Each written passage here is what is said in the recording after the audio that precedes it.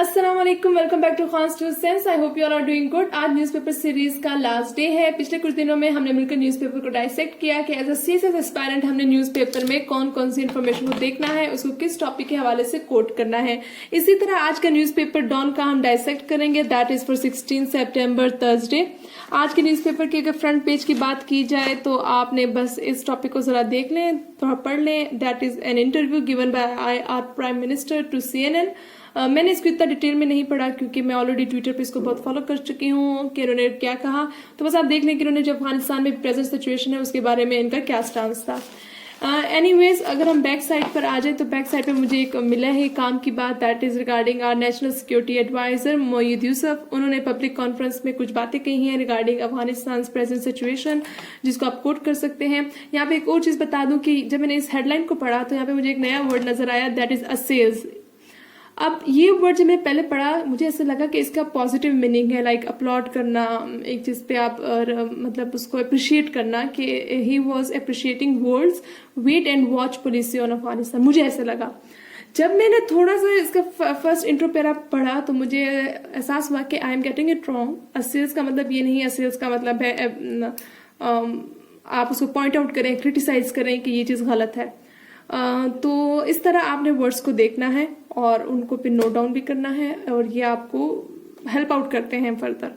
Anyways अब अगर हम इस आर्टिकल की बात करें, इसमें इन्होंने मोईद यूसुफ ने वर्ल्ड को क्रिटिसाइज किया है। जैसे बहुत से जो लीडर्स हैं या हेड ऑफ स्टेट्स हैं, उन्होंने ये कहा है कि अफगानिस्तान में तालिबान की हुकूमत आ गई है लेकिन वो तालिबान को रिकॉग्नाइज नहीं करेंगे, उनकी गवर्नमेंट को रिकॉग्नाइज नहीं करेंगे, इसलिए वहां पे जो फाइनेंशियल एड है या इकोनॉमिक एक्टिविटीज है वो एक तरह से बंद हो गई हैं।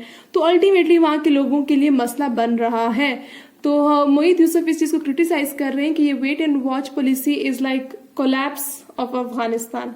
आप इस तरह आराम से बैठ कर इंतजार नहीं कर सकते कि जब तालिबान आपके उम्मीदों पे पूरा उतरेंगे उसके बाद आप अफगानिस्तान के साथ फ्रेंडली रिलेशन बनाएंगे या फिर वहां पर उनका ख्याल रखेंगे वहां के लोगों का।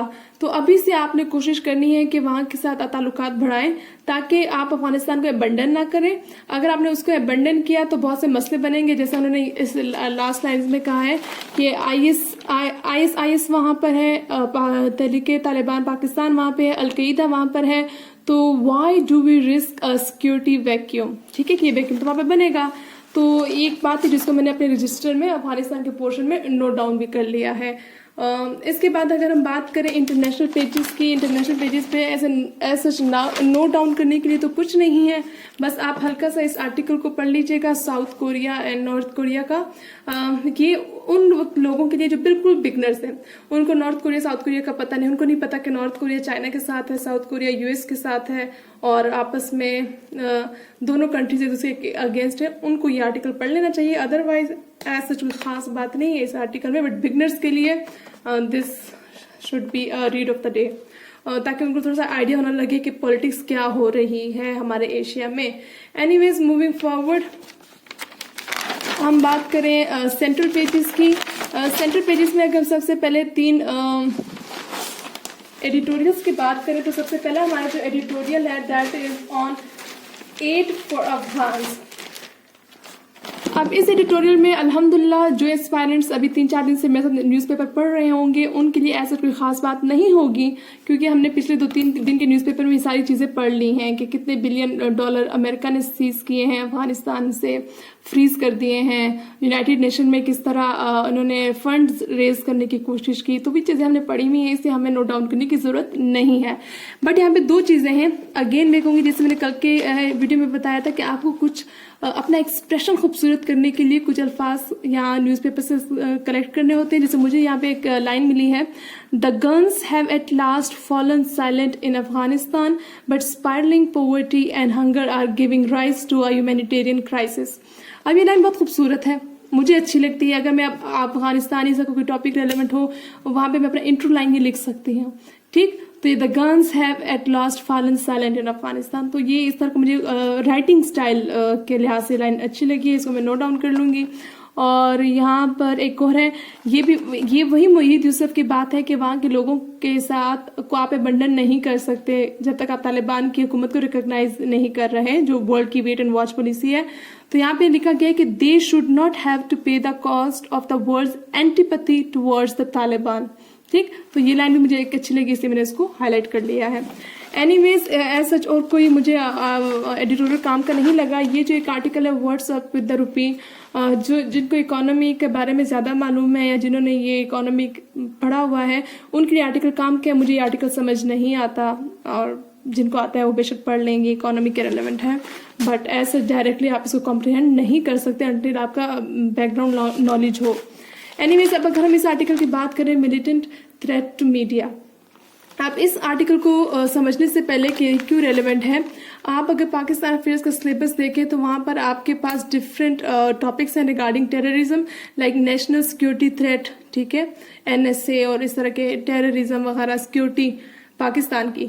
तो उस टॉपिक के हवाले से ये ना सिर्फ मीडिया के रेलेवेंट है बल्कि हमारी जनरल पाकिस्तान की सिक्योरिटी के हवाले से भी है।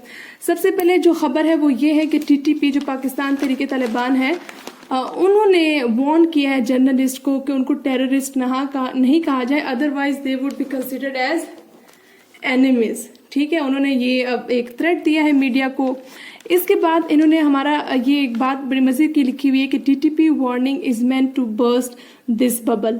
बबल क्या थी? बबल हमारी एक सोच थी कि जब अफगानिस्तान में तालिबान आ जाएंगे तो हमारा जो वेस्टर्न बॉर्डर है वो सिक्योर हो जाएगा और अल्टीमेटली हमें वहां से डरने की जरूरत नहीं कि पाकिस्तान पर अटैक्स होंगे।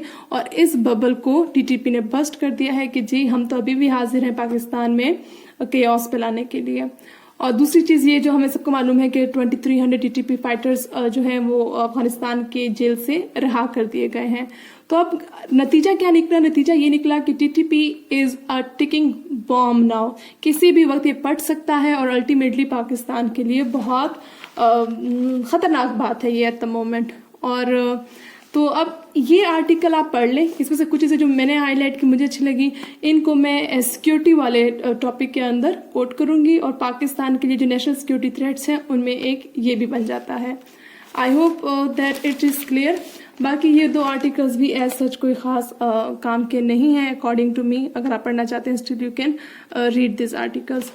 Anyways, that's all from my side. I hope that this series was helpful. अगर आपकी कोई क्वेरी हो आप कमेंट्स में पूछ सकते हैं। Stay tuned to the channel for the upcoming videos. Next video तक के लिए दीजिए इजाजत। अल्लाह हाफिज।